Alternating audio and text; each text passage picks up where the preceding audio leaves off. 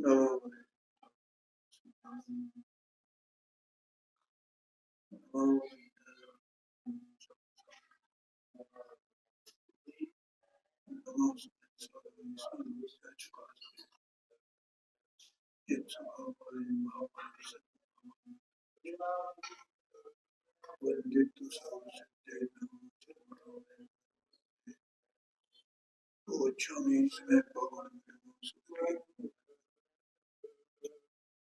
परिणति हेतु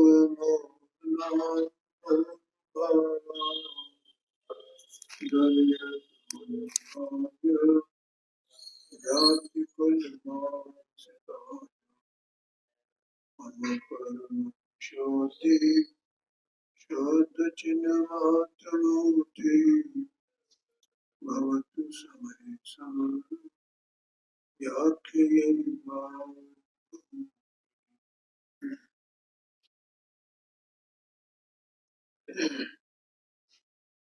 देखो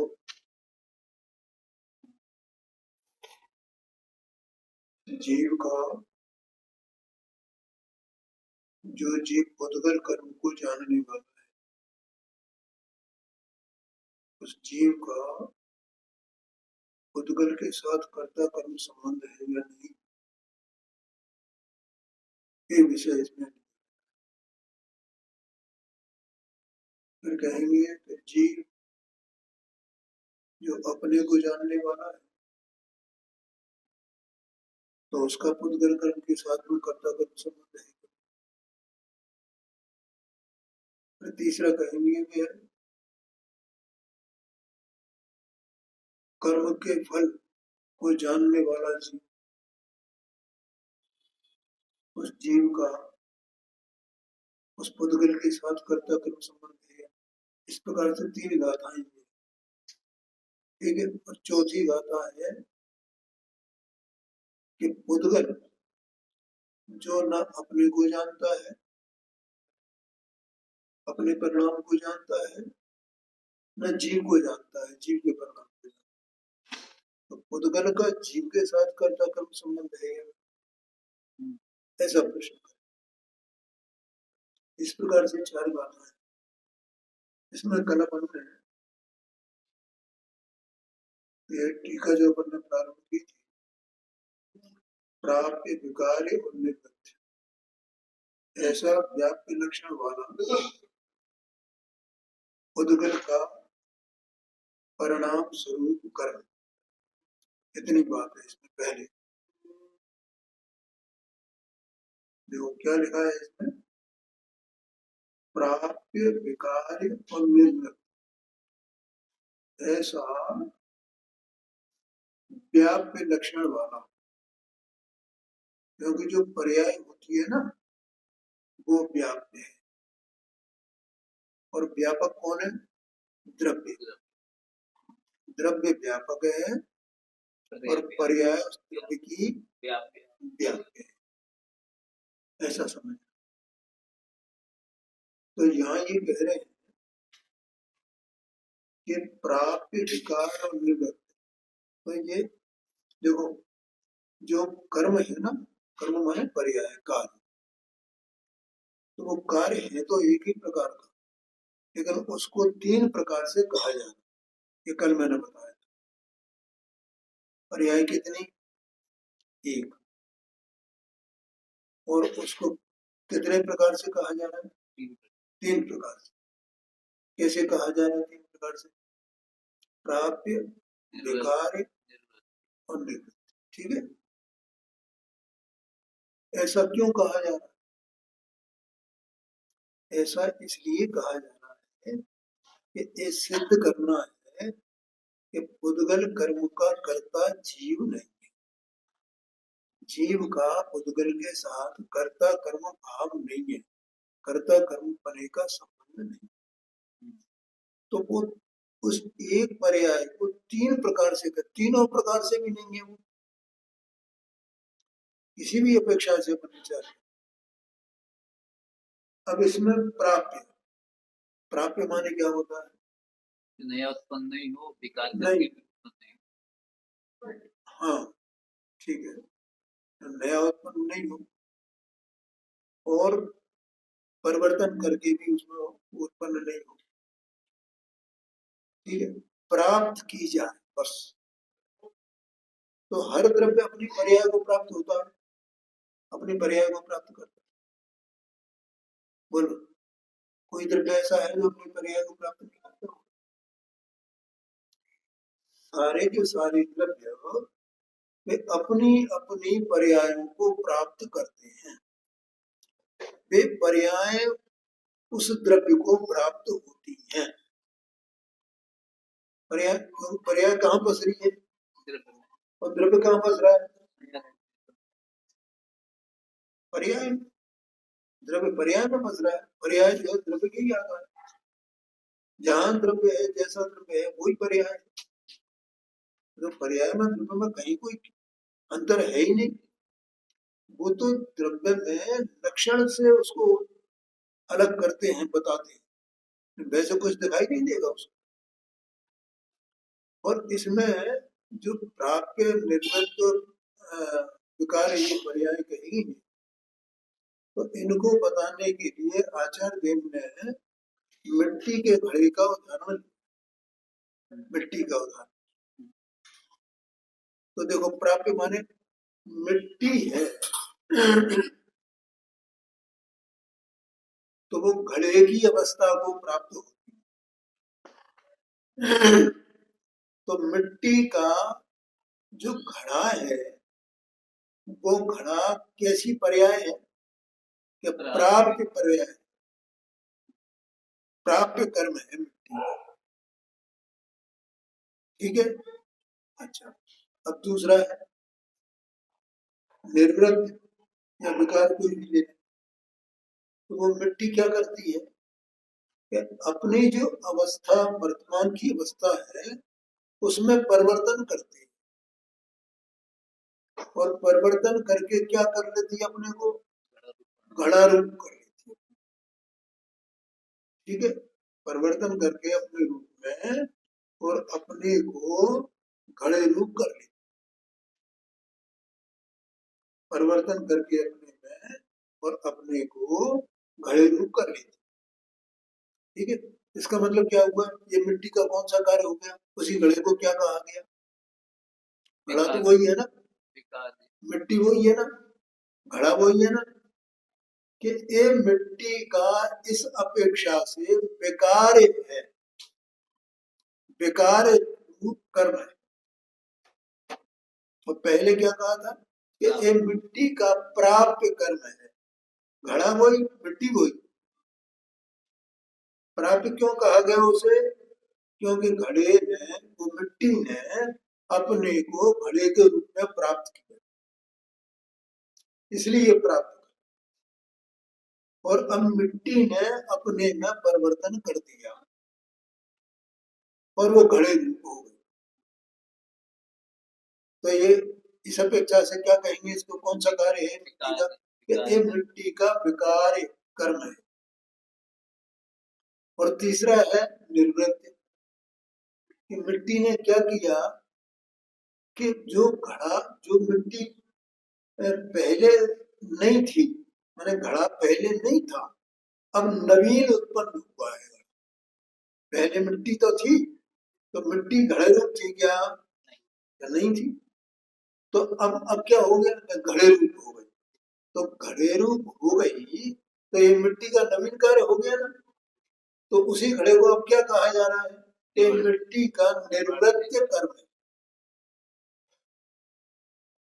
ठीक है, ऐसा समझ। तो अब यहाँ कहते हैं प्राप्य, विकार और निर्वृत्त, ऐसा व्याप्य लक्षण वाला, क्योंकि जो पर्याय है वो व्याप्य लक्षण वाली ही है ना, व्यापक लक्षण वाली नहीं है। घड़ा है वो व्याप्य लक्षण वाला है, और मिट्टी है वो व्यापक लक्षण वाली है। क्या कहा? मिट्टी व्यापक लक्षण वाली है, गढ़ा व्यापक लक्षण वाली पर्याय। हाँ, शाबाश। मिट्टी तो व्यापक है, उसमें पसरी हुई है। घड़े में कौन पसरा है, कौन पसरा है? और जिसमें पसरा है उसे व्याप्य कहते हैं। तो घड़ा तो व्याप्य लक्षण वाला है और मिट्टी व्यापक लक्षण वाली है। ठीक है, तो व्याप्य लक्षण वाला उद्गल का परिणाम स्वरूप कर्म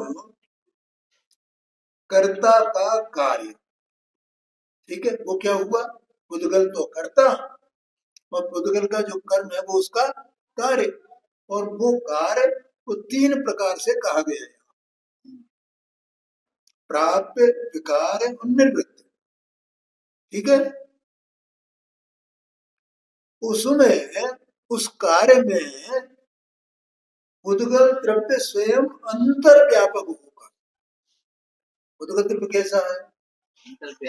अंतर्व्यापक है काय में, उस उद्गल कर्म में। अब यहाँ उद्गल की बात चलेगी ना, जैसे मिट्टी है तो वो घड़े में अंतर्व्यापक है ना, उसके भीतर व्यापी है कि नहीं? घड़े के भीतर कौन, घड़े के भीतर कौन व्यापा है?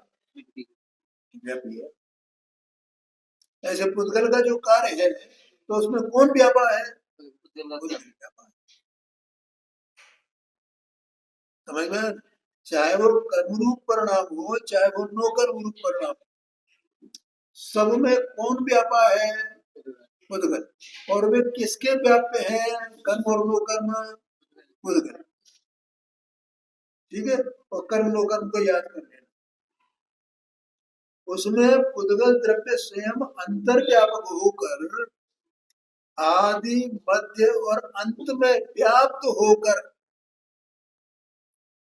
आदि में माने वो जो कार्य हुआ ना, तो कार्य के प्रारंभ में भी वो व्याप्त था और मध्य में भी, बीच में भी व्याप्त था और अंत में भी व्याप्त था। जो कार्य हुआ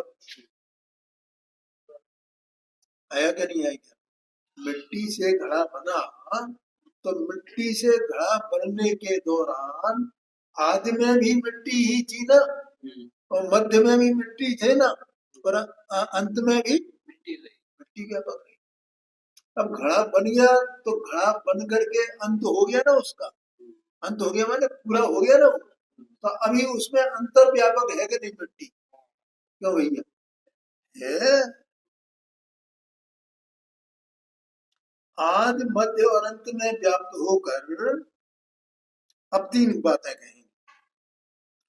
उसे ग्रहण करता हुआ, वही मिट्टी ने क्या किया? इसको ग्रहण करता है मिट्टी। मिट्टी किसको ग्रहण करती है? घड़े को। तो मिट्टी घड़े को ग्रहण करती हुई, समझ गया ना? ग्रहण किया ना उसने। मिट्टी ने किसको प्राप्त किया है? ग्रहण करना माने प्राप्त करना। तो मिट्टी ने जो दशा प्राप्त की है, जो अवस्था प्राप्त की है, तो वो अवस्था को ग्रहण किया है ना कि नहीं किया है? ठीक है, ऐसे जो पुद्गल कर्म है, उस पुद्गल कर्म को किसने प्राप्त किया?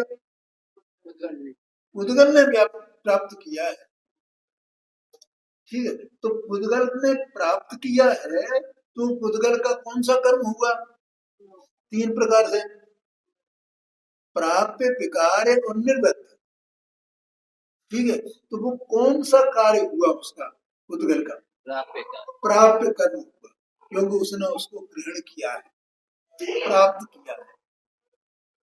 आगे समझ में आया कि नहीं आया? वो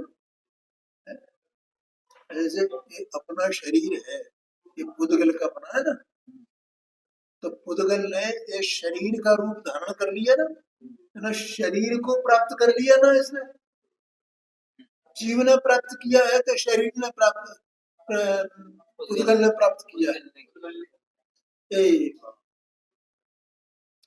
आदि मध्य और अंत में व्याप्त होकर के इसने, इसने पुद्गल ने इस शरीर को प्राप्त किया है। बोलो समझ में आया कि नहीं?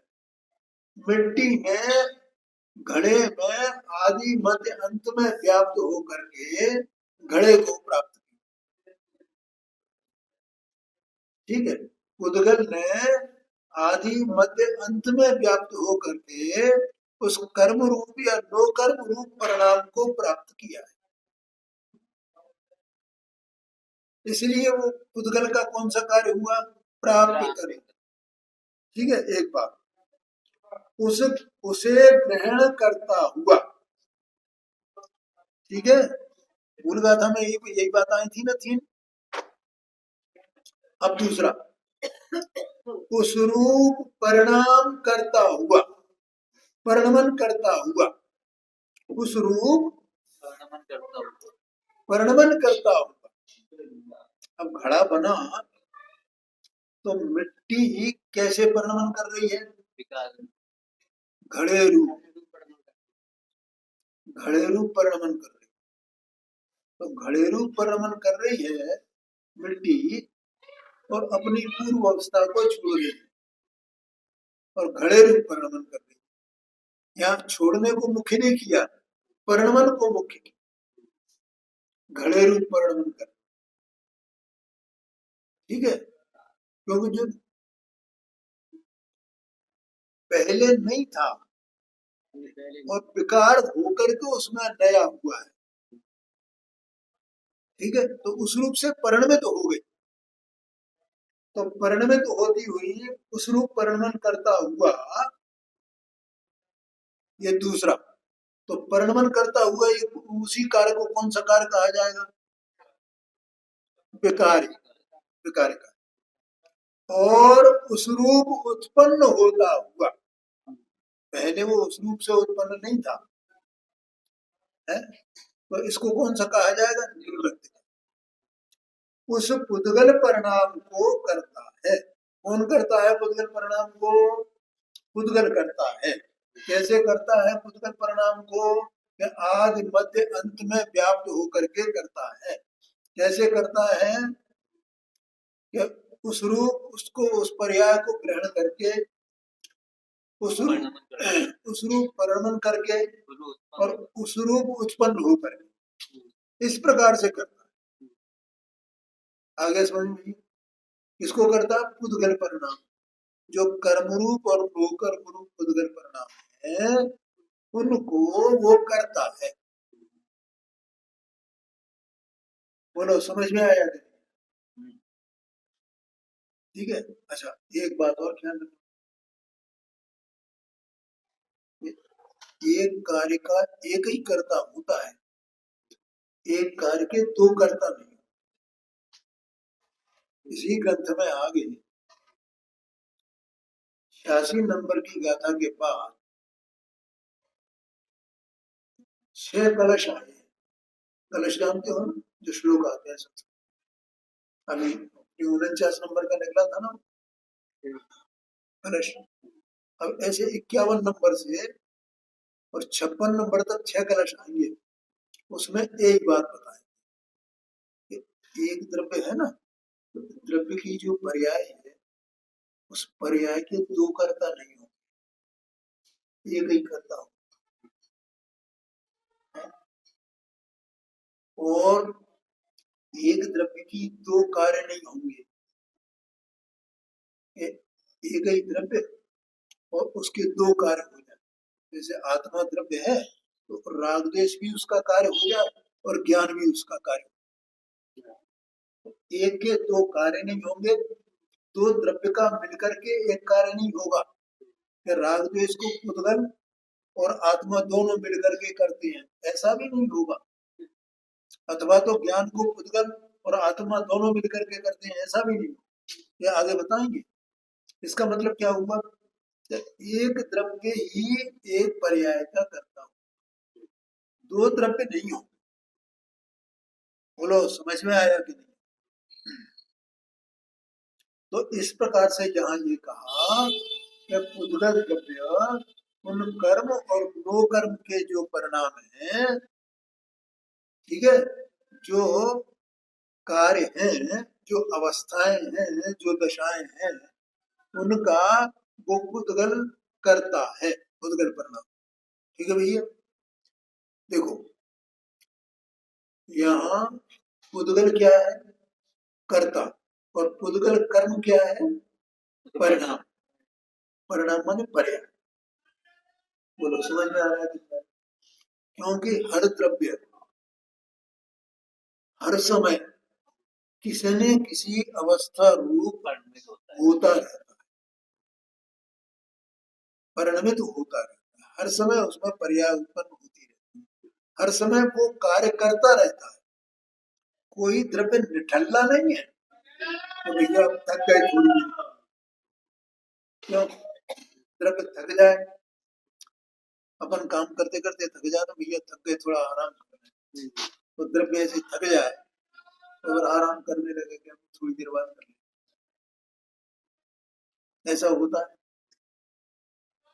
क्यों नहीं होता? होता है ऐसा क्योंकि द्रव्य का स्वभाव ही ऐसा है कि वो पर्याय रूप परिणमित होए। अगर वो उस पर्याय रूप परिणमित नहीं होगा तो वो द्रव्य द्रव्य नहीं रहेगा, क्योंकि वो स्वभाव से ही ऐसा है, नहीं आएगा। जैसे आत्मा ज्ञान स्वरूप है, तो ज्ञान स्वरूप है तो जानने का कार्य करता है ना, तो ये जानने का कार्य करते करते कब थक जाता है? क्यों? स्वभाव है उसको, वो उस स्वभाव वाला है और वो उस कार्य रूप परिणमित होना भी उसका स्वभाव है। एक क्षण को भी उसे चैन नहीं है। अगर उसमें से वो परिणमन निकाल दिया जाए कि नहीं अब रुक गया, अभी ये कार्य रुक गया, रोक दिया गया, आत्मा ने जानने का कार्य रोक दिया, तो आत्मा आत्मा रहेगा क्या? क्या कहा? आत्मा नहीं रहेगा, आत्मा नहीं रहेगा है? उद्गल अगर ये माने आत्मा नहीं रहेगा, माने आत्मा आत्मा द्रव्य नहीं रहेगा, आत्मा का द्रव्य बना नष्ट हो जाएगा। क्यों? क्योंकि उसका वो स्वभाव है क्या? ये जैसे ज्ञान स्वभाव उसका है, ऐसे द्रव्य का परिणमन करना भी स्वभाव। तो जो जिसका स्वभाव होता है ना, उसका कभी किसी भी काल में किसी भी समय के लिए कितने ही समय के लिए अभाव नहीं होता है। क्या कहा?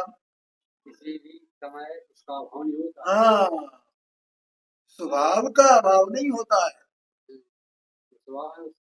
जैसे आत्मा का ज्ञान स्वभाव है, जानने का स्वभाव है, और वो स्वभाव त्रिकाल है ना, और जानने का कार्य तो एक एक समय करके हो रहा है ना, तो जो त्रिकाल स्वभाव है वो स्वभाव अगर आत्मा में से निकाल दिया जाए तो आत्मा आत्मा हो गया, वो रहेगा नहीं रहेगा। तो जैसे वो स्वभाव का अभाव नहीं हो सकता है, तो उसके अभाव होने पर आत्मा आत्मा नहीं रह सकता है, वैसे ही आत्मा अगर जानने रूप कार्य न करे तो आत्मा आत्मा रहेगा नहीं रहेगा। क्यों? क्योंकि जानने का कार्य करना भी आत्मा का स्वभाव, दोनों ही स्वभाव है, क्योंकि स्वभाव का अभाव माने वस्तु का ही अभाव, ऐसा समझना। तो इसीलिए यहाँ पर यह कहा कि पुद्गल करता है और पुद्गल परिणाम उसका कार्य, वो करता ही रहता है, करता ही रहता है। अच्छा एक बात बताओ, मिट्टी का घड़ा बन गया, तो अब घड़ा बन गया, अब तो मिट्टी आराम कर रही है कि नहीं कर रही? चलते ही रहता, घड़ेलू परिणाम उसका चल रहा है भैया, नहीं तो घड़ा नष्ट हो जाएगा अगर परिणाम छूट जाएगा। केवल उसी समय जो वो घड़ा बन रहा है उस काल में वो मिट्टी परिणमन कर रही है ऐसा नहीं है, उसमें परिणमन चल रहा है। तो एक बात होगी, ठीक है, ये इस बात से होगी अपनी लाइन का, ठीक है। पुद्गल द्रव्य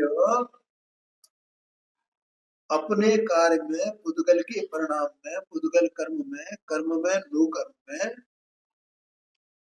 आदि मध्य अंत में व्याप्त होकर के, और वो पुद्गल अपने परिणाम को ग्रहण करता हुआ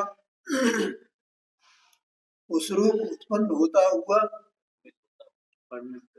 और उस रूप परिणमन करता हुआ वो उस पुद्गल परिणाम को करता है, ठीक है। अच्छा आगे कहते इस प्रकार पुद्गल द्रव्य से किए जाने वाले पुद्गल परिणाम को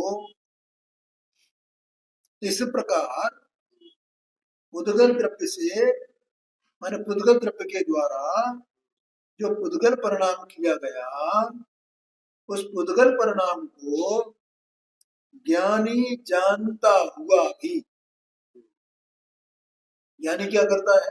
जानता हुआ, ज्ञानी जानता हुआ है, जानता हुआ है मन उसे जानता तो है क्या? क्या कहा?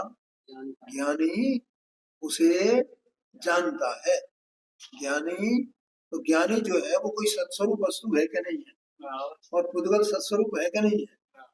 तो ज्ञानी उसे जानता है। ज्ञानी माने आत्मा, आत्मा जो ज्ञानी है, सम्यक ज्ञान संपन्न है जो आत्मा, वो आत्मा उसे जानता हुआ। जानने का अर्थ तो मैंने बता दिया था ना भैया, बताया था कि नहीं बताया? जानने का हाँ, आत्मा ज्ञान स्वरूप है, कल बताया था। तो वो निरंतर क्या कर रहा है? जान रहा है। तो उसके जानने में वो कर्म और नो कर्म के परिणाम प्रकाशित होते हैं कि नहीं होते हैं, जानने में आते हैं कि नहीं आते हैं, उसमें उसका प्रतिभास होता है कि नहीं। ठीक है, दर्पण की तरह, जैसे दर्पण है तो हर समय दर्पण क्या कर रहा है? प्रतिबिंबन। तो कोई ना कोई उसमें प्रतिबिंबन हो रहा है ना उसका। कोई कभी ये शिकायत कर सकता है भैया ये दर्पण जो है ना इसने मेरे चेहरे को नहीं दिखाया, ऐसा हो सकता है कि कभी उसमें प्रतिबिंबन मिल जाए, ऐसा कभी हो सकता है? और जो प्रतिबिंबन जो कर रहा है तो उसे किसी प्रतिबिंब की दरकार है कि वे तो अपने आप ही स्थित है अपने कारण से है? ऐसे ही जो पुद्गल के परिणाम है, पुद्गल जिनका करता है, वैसे वे कर्म और नो कर्म रूप परिणाम वे तो अपने आप ही स्थित है वहां पर और पुद्गल के द्वारा किए जा रहे हैं।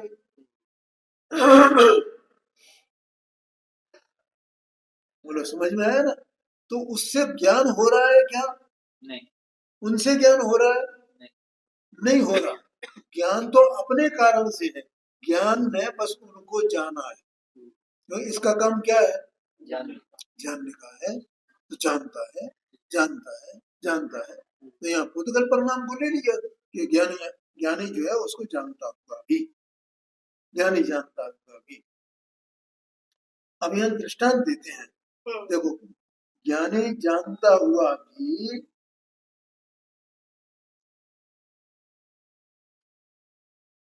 अब देखो यहाँ पर इसी में अंत में एक वो ये लिखा है, अंत में बिल्कुल अंत में 3 शब्द देखो इसी पेज पर, इसी में लास्ट में, ज्ञानी जानता हुआ भी, ज्ञानी स्वयं बाह्य स्थित, मिल गया सबको? परद्रव्य के परिणाम में अंतर व्यापक होकर आदि मध्य अंत में व्याप्त होकर उसे ग्रहण नहीं करता, उस रूप परिणमित नहीं होता और उस रूप उत्पन्न नहीं होता, ये कहा। समझ गए ना? परद्रव्य के परिणाम में, तो परद्रव्य का परिणाम क्या? तो कर्म और नो कर्म का परिणाम, वो पुद्गल का परिणाम, वो परद्रव्य का परिणाम हुआ ना? क्यों भैया कपिल भाई, मिला कि नहीं मिला?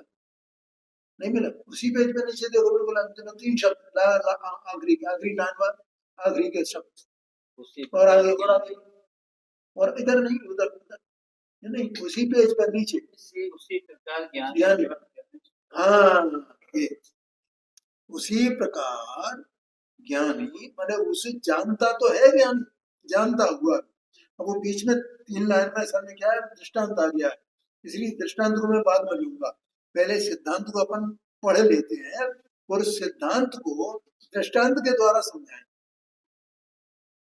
तब हम उसकी विवेचना करें। ठीक है, वैसे तो पहले विवेचना कर दी है मैंने, लेकिन अब फिर एक बार उसका करना है।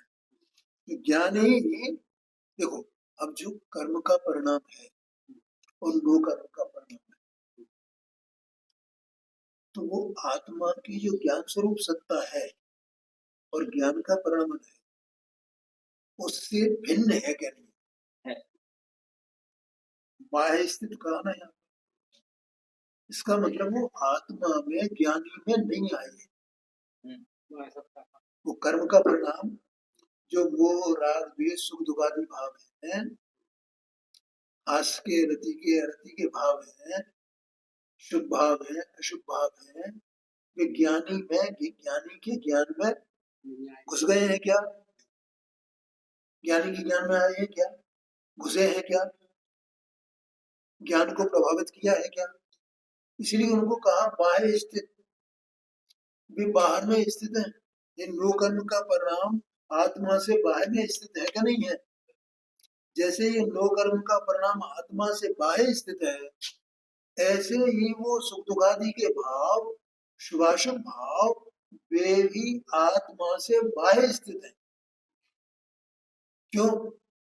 क्योंकि वे तो नष्ट हो जाएंगे और हो ही रहे हैं, लेकिन ज्ञानी का ज्ञान नष्ट नहीं होता है।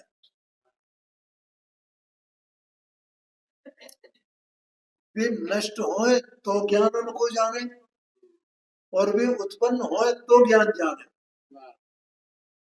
नहीं आए ज्ञान। उनके नष्ट होने से ज्ञान नष्ट होगा क्या? उनके उत्पन्न होने से ज्ञान उत्पन्न होगा क्या? नहीं होगा। इसका मतलब ये हुआ कि वे ज्ञानी के ज्ञान से या ज्ञानी से बाहर में स्थित, बाहर में स्थित। बोलो समझ में आया कि नहीं? क्यों यो प्रकाश, क्या बात है, नींद आ रही है?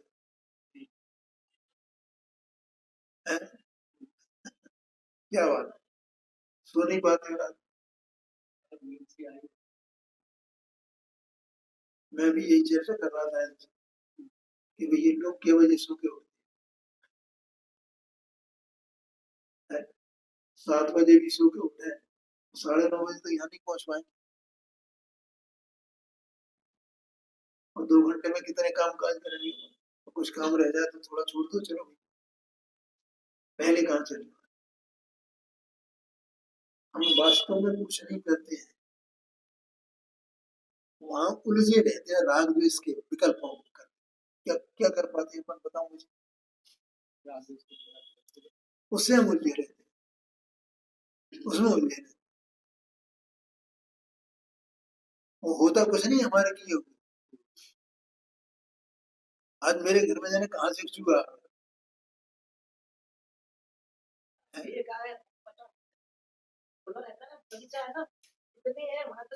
नहीं, वो ठीक है, मैं तो यहाँ दूसरी बात बता रहा। अब वो आ गया तो अपन ने क्या किया? अपन ने कुछ भी नहीं किया, और वो पकड़ा, वो इधर से पकड़ो, इधर से ये करो, वो करो, ये फलाना करो, और वो हम नहीं पकड़ पाए, उसे कुछ नहीं कर पाया हमने। तो मेरा बात का 10 मिनट खराब कर दी। हमने क्या किया? इसलिए अपने वो कहा कि हमें मंदिर पहुंचना है भैया, ये कहीं विकल्प हमें कैसे भी इसको निपटाओ, जैसे भी निपटे वैसे, बाकी सब आगे देखेंगे। 9:30 कितना टाइम हो जाता है। अपनी यात्रा पे आना है।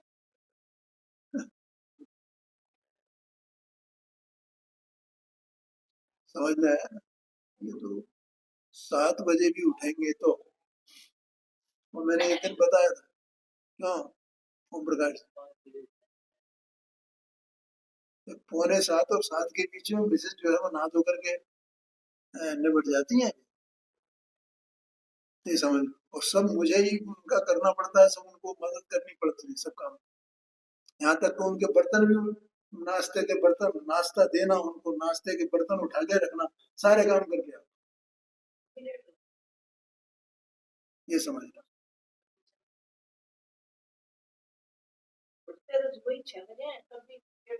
नहीं तो वो लेट इसलिए हो जाते हैं।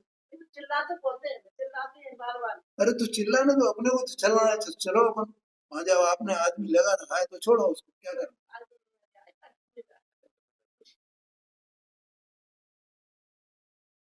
ऐसा वो तो मरीज है भाई, तो क्या करें, ऐसी है। अगर चाय नाश्ता दे के आता है। हाँ जी, तो इस तरह से वो ज्ञानी बाह्य में स्थित है, और वो जो पुद्गल का परिणाम है, अब अगली लाइन ऊपर देखना भैया, अगले पेज पर ऊपर बिल्कुल टॉप है हिंदी में, अगले पेज पर, इसी पे ऊपर, परद्रव्य के परिणाम में अंतर्व्यापक होकर, कौन? ज्ञानी। ज्ञानी परद्रव्य के परिणाम में अंतर्व्यापक होकर आदि मध्य अंत में व्याप्त होकर, जैसे उस पुद्गल के परिणाम में पुद्गल अंतर्व्यापक है, ठीक है, और उसके आदि में, मध्य में और अंत में व्यापक है,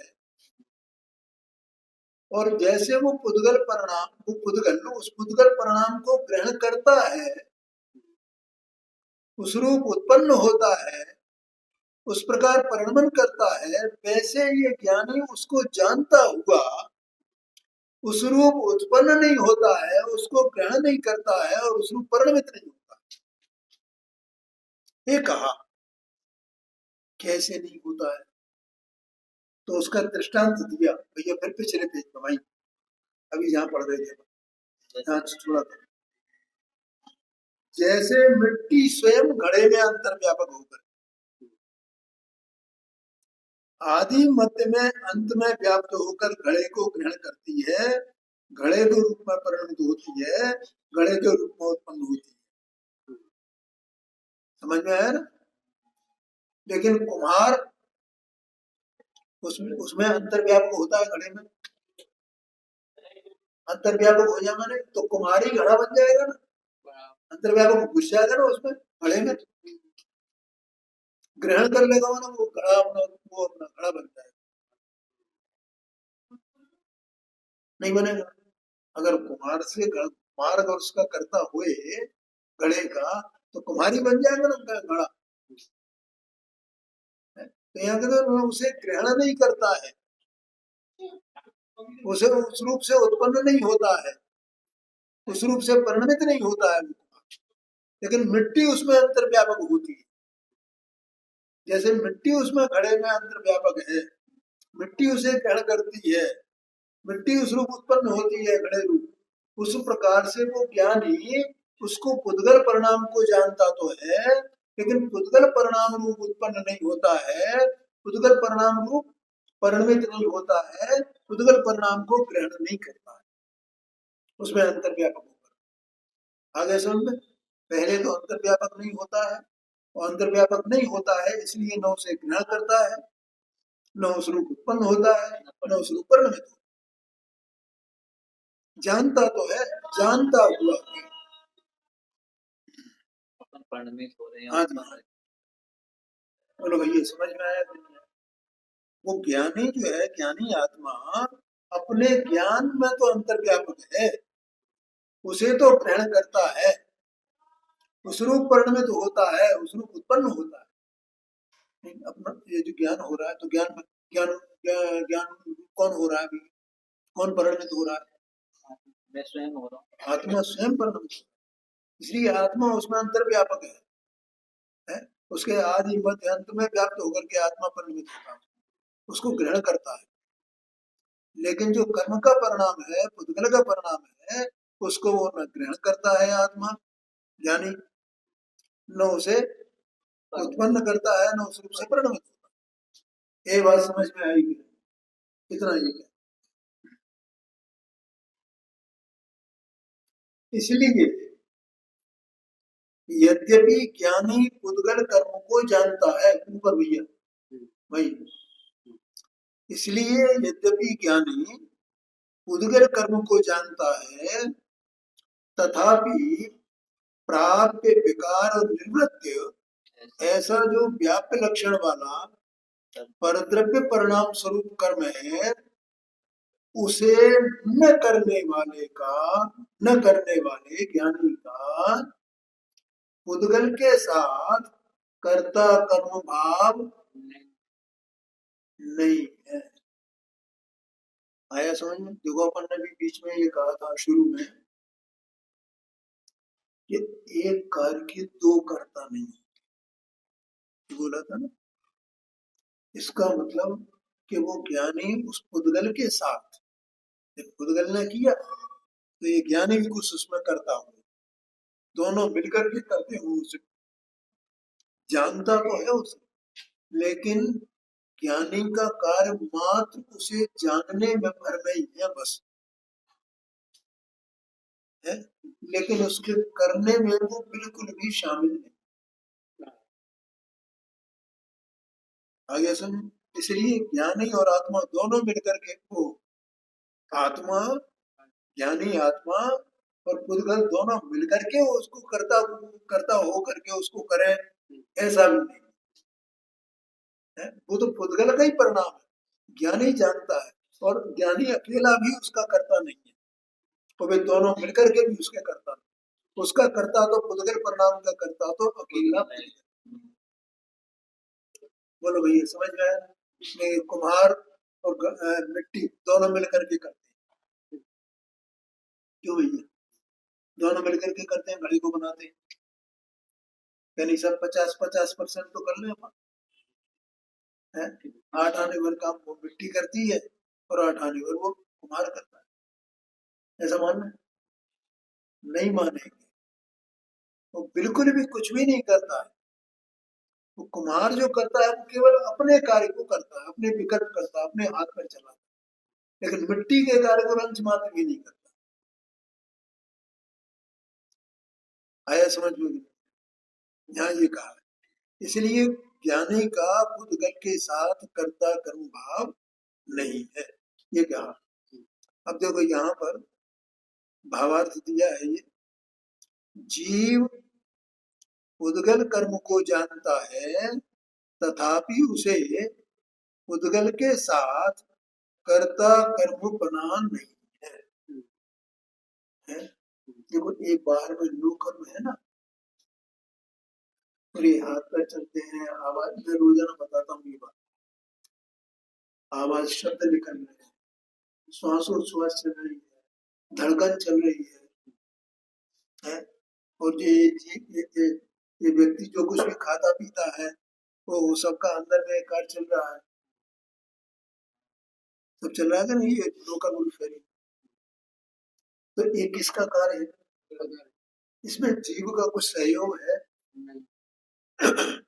ये जीव का इसमें कोई सहयोग नहीं है, इसके कार्य में जीव उसके साथ में नहीं है, ये सब पुद्गल का कार्य है, एकांतता, ठीक है? जीव का इसके साथ में कर्ता कर्म भाव नहीं, ऐसा बता रहे हैं। बोलो समझ में है? जीव पुद्गल कर्म जान, और जीव जानता सब है, नहीं जाना क्यों? उसका काम क्या है? जानना, ये जानना उसका काम है, तो जानता है, सत्स्वरूप वस्तु है ना, जान, जानता है, जानता है, जानता है, बस एक कार्य है, और ऐसा सब। अब इसका भावार्थ कर